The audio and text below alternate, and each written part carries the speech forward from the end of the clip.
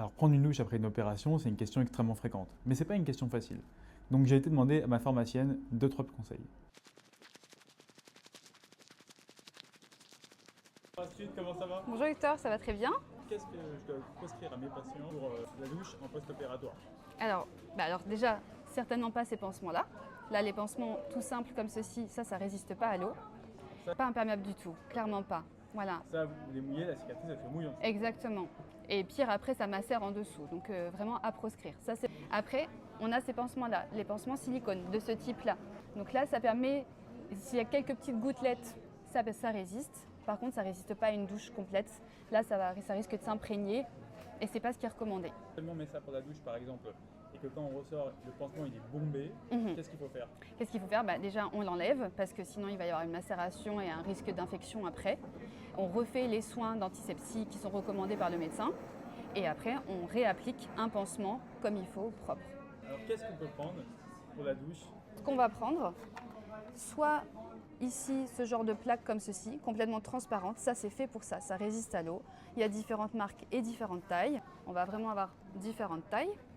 Après, s'il y a besoin de protéger un petit peu des points, on va avoir ceux-ci qui sont déjà avec une compresse intégrée et là qui résistent à l'eau.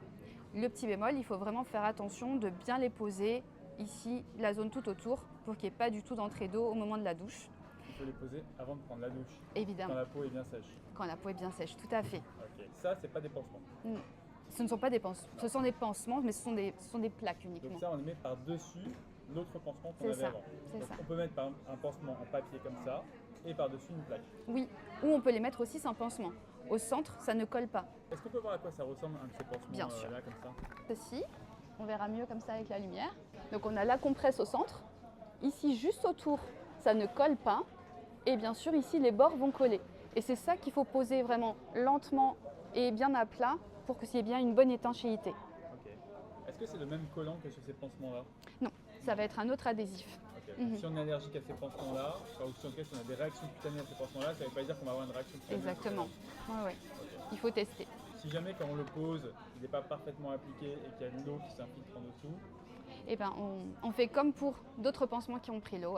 On va l'enlever évidemment, refaire une petite antisepsie et puis après poser le pansement recommandé ensuite. ok. Et si on a le moindre doute, il faut contacter son médecin.